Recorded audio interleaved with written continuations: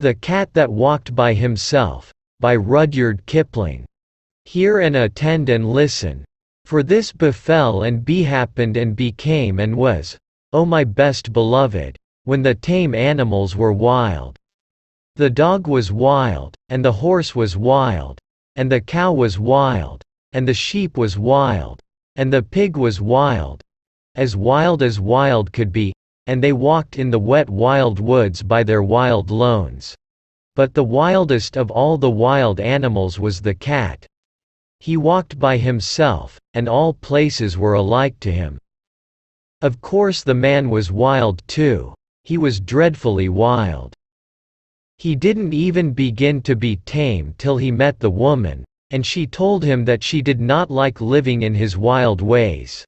She picked out a nice dry cave, instead of a heap of wet leaves, to lie down in, and she strewed clean sand on the floor, and she lit a nice fire of wood at the back of the cave, and she hung a dried wild horse skin, tail down, across the opening of the cave, and she said, "Wipe your feet, dear, when you come in, and now we'll keep house."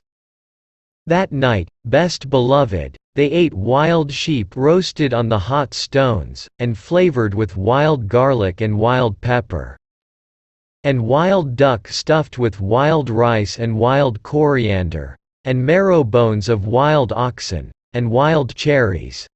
Then the man went to sleep in front of the fire ever so happy. But the woman sat up, combing her hair. She took the bone of the shoulder of mutton, the big fat blade bone, and she looked at the wonderful marks on it, and she threw more wood on the fire, and she made a magic. She made the first singing magic in the world. Out in the wet wild woods all the wild animals gathered together where they could see the light of the fire a long way off, and they wondered what it meant. Then Wild Horse stamped with his wild foot and said, "O my friends and O my enemies, why have the man and the woman made that great light in that great cave, and what harm will it do us?" Wild Dog lifted up his wild nose and smelled the smell of roast mutton, and said, "I will go up and see and look, and say, for I think it is good. Cat, come with me." "Nenny," said the cat, "I am the cat who walks by himself, and all places are alike to me. I will not come."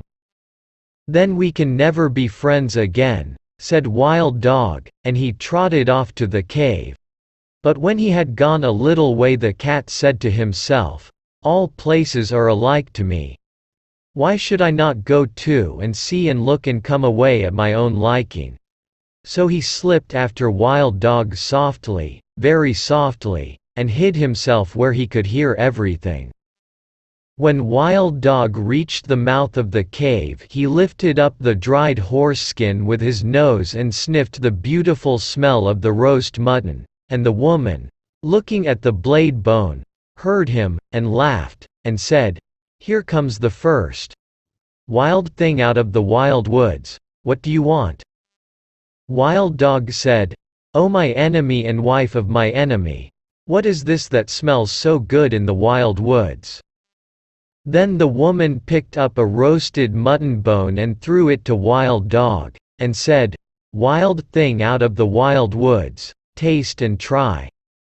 Wild Dog gnawed the bone, and it was more delicious than anything he had ever tasted, and he said, "O my enemy and wife of my enemy, give me another." The woman said, "Wild thing out of the wild woods, help my man to hunt through the day and guard this cave at night, and I will give you as many roast bones as you need." "Ah," said the cat, listening, "this is a very wise woman, but she is not so wise as I am." Wild Dog crawled into the cave and laid his head on the woman's lap, and said, "O my friend and wife of my friend, I will help your man to hunt through the day, and at night I will guard your cave." "Ah," said the cat, listening, "that is a very foolish dog." And he went back through the wet wild woods waving his wild tail, and walking by his wild lone. but he never told anybody. When the man waked up he said, "What is Wild Dog doing here?" And the woman said, "His name is not Wild Dog anymore, but the first friend, because he will be our friend for always and always and always. Take him with you when you go hunting." Next night the woman cut great green armfuls of fresh grass from the water meadows, and dried it before the fire, so that it smelt like new mown hay, and she sat at the mouth of the cave and plaited a halter out of horsehide, and she looked at the shoulder of mutton bone, at the big broad blade bone, and she made a magic. She made the second singing magic in the world. Out in the wild woods all the wild animals wondered what had happened to Wild Dog, and at last Wild Horse stamped with his foot and said, "I will go and see and say why Wild Dog has not returned. Cat, come with me." "Nenny," said the cat, "I am the cat who walks by himself, and all places are alike to me. I will not come." But all the same he followed Wild Horse softly, very softly, and hid himself where he could hear everything. When the woman heard Wild Horse tripping and stumbling on his long mane, she laughed and said, "Here comes the second. Wild thing out of the wild woods, what do you want?" Wild Horse said, "O my enemy and wife of my enemy, where is Wild Dog?" The woman laughed, and picked up the blade bone and looked at it, and said, "Wild thing out of the wild woods, you did not come here for Wild Dog, but for the sake of this good grass." And Wild Horse, tripping and stumbling on his long mane, said, "That is true. Give me it to eat." The woman said, "Wild thing out of the wild woods, bend your wild head and wear what I give you, and you shall eat the wonderful grass 3 times a day." "Ah," said the cat, listening, "this is a clever woman, but she is not so clever as I am." Wild Horse bent his wild head, and the woman slipped the plaited hide halter over it, and Wild Horse breathed on the woman's feet and said, "O my mistress, and wife of my master, I will be your servant for the sake of the wonderful grass." "Ah," said the cat, listening, "that is a very foolish horse." And he went back through the wet wild woods, waving his wild tail and walking by his wild lone. But he never told anybody. When the man and the dog came back from hunting, the man said, "What is Wild Horse doing here?" And the woman said, "His name is not Wild Horse any more, but the first servant, because he will carry us from place to place for always and always and always. Ride on his back when you go hunting." Next day, holding her wild head high that her wild horns should not catch in the wild trees, Wild Cow came up to the cave, and the cat followed, and hid himself just the same as before.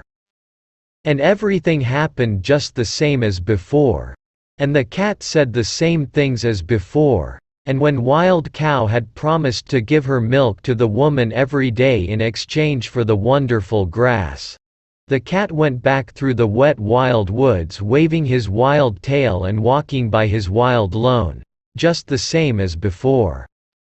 But he never told anybody. And when the man and the horse and the dog came home from hunting and asked the same question same as before, the woman said, "Her name is not Wild Cow anymore, but the giver of good food.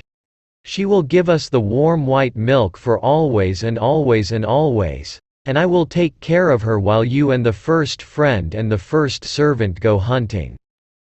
Next day the cat waited to see if any other wild thing would go up to the cave, but no one moved in the wet wild woods, so the cat walked there by himself.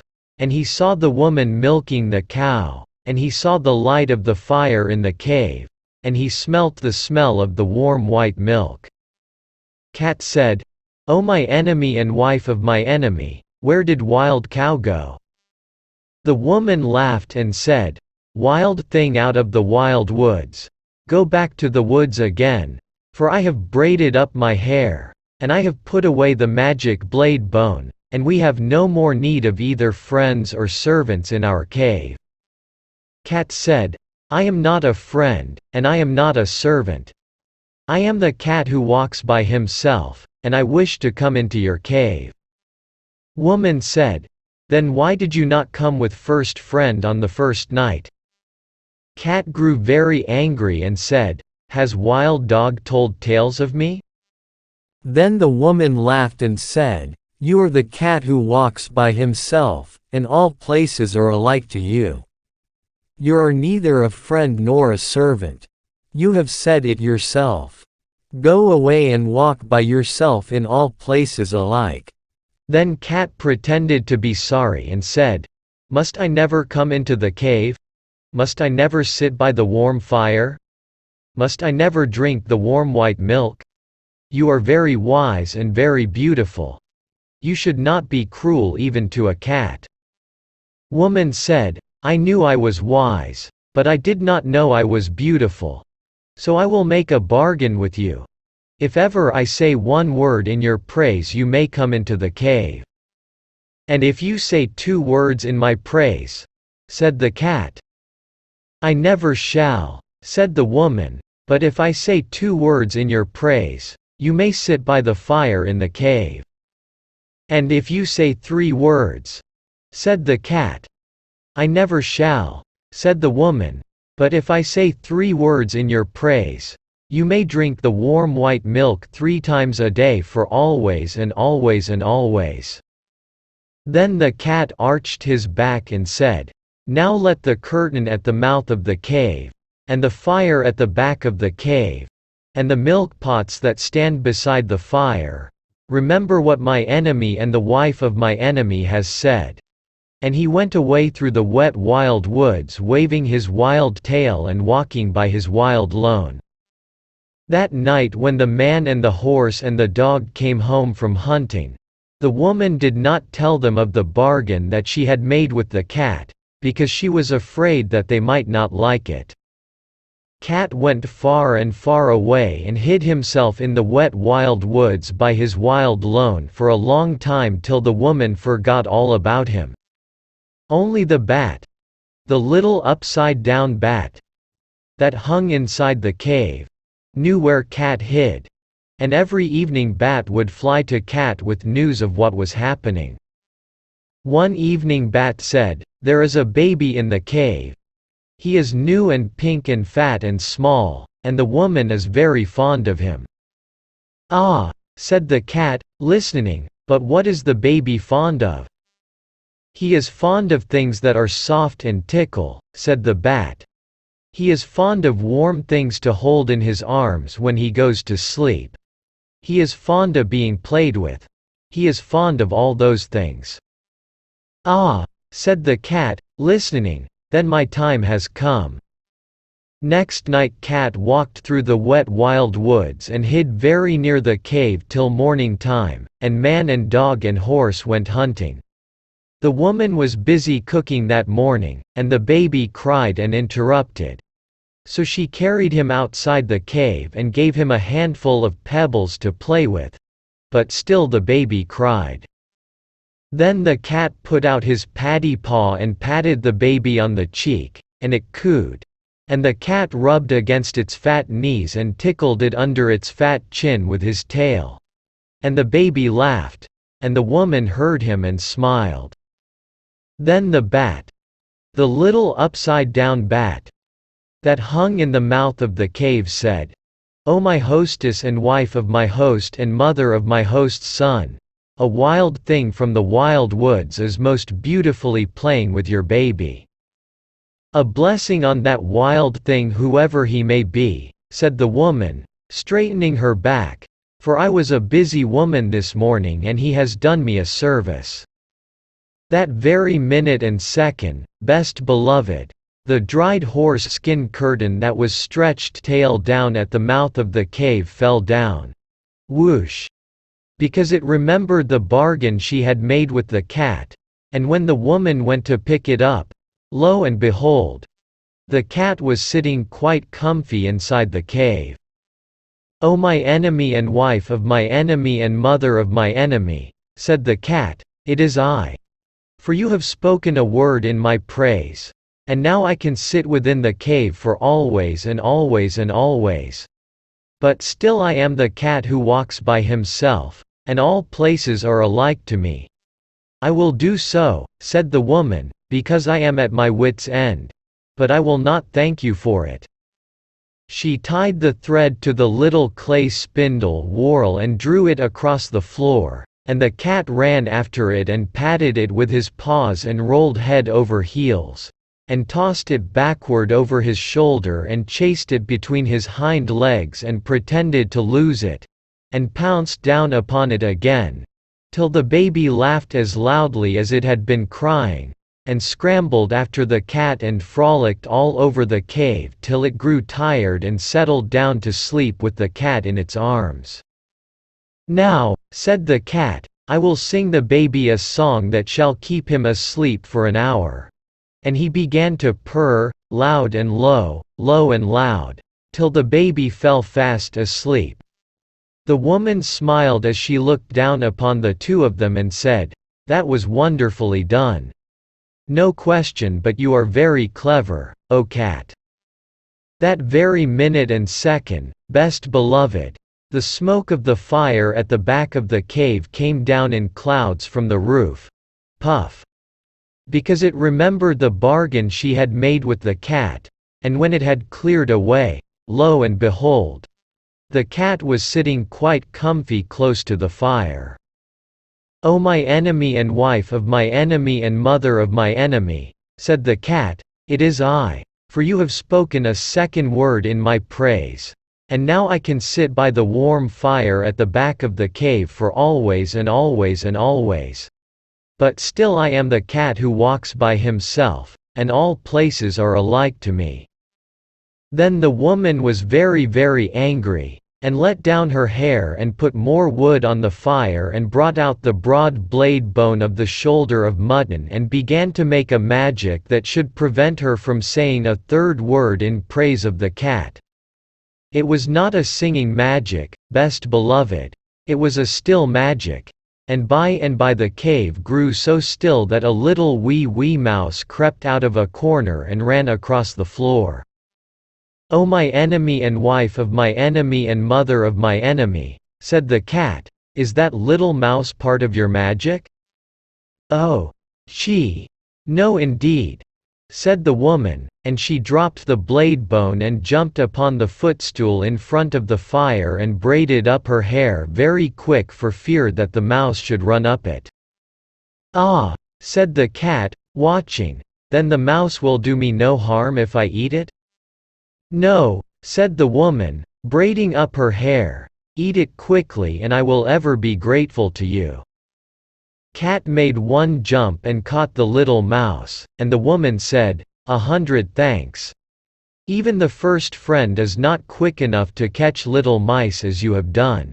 You must be very wise." That very moment and second, O best beloved, the milk pot that stood by the fire cracked in 2 pieces, because it remembered the bargain she had made with the cat, and when the woman jumped down from the footstool, lo and behold! The cat was lapping up the warm white milk that lay in one of the broken pieces.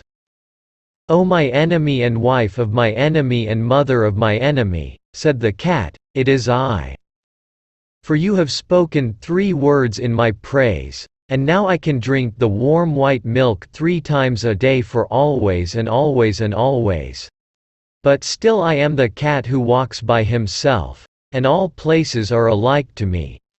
Then the woman laughed and set the cat a bowl of the warm white milk and said, "O cat, you are as clever as a man.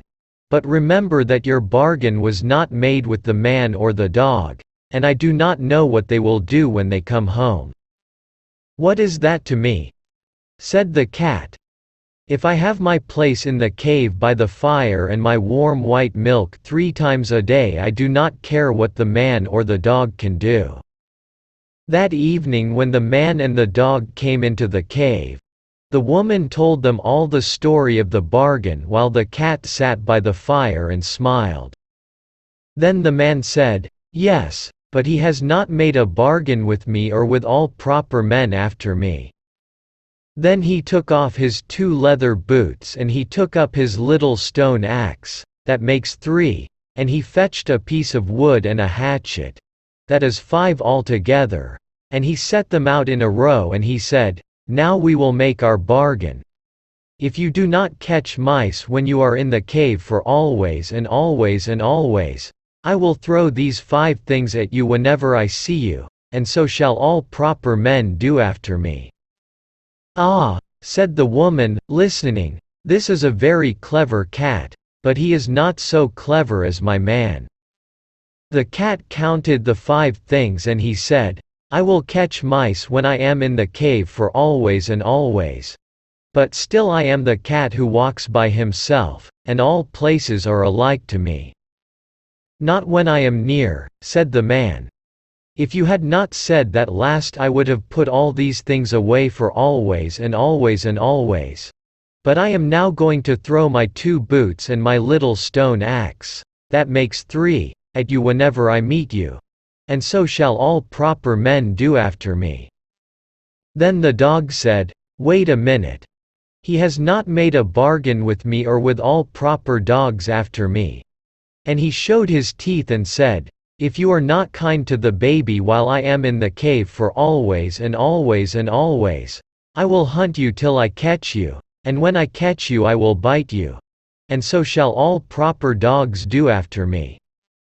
"Ah," said the woman, listening, "this is a very clever cat, but he is not so clever as the dog."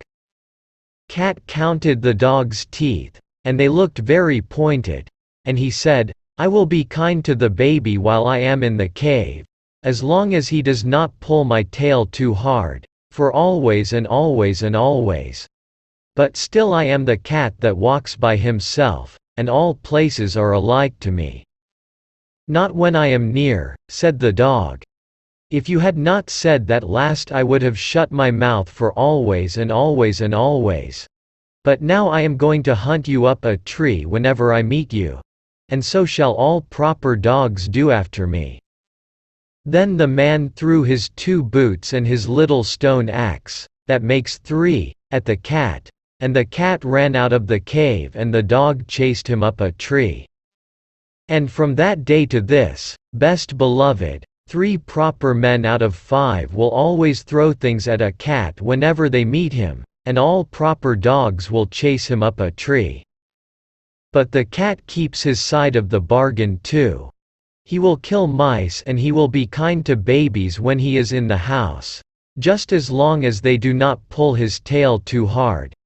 But when he has done that, and between times, and when the moon gets up and night comes, he is the cat that walks by himself, and all places are alike to him. Then he goes out to the wet wild woods or up the wet wild trees or on the wet wild roofs, waving his wild tail and walking by his wild lone.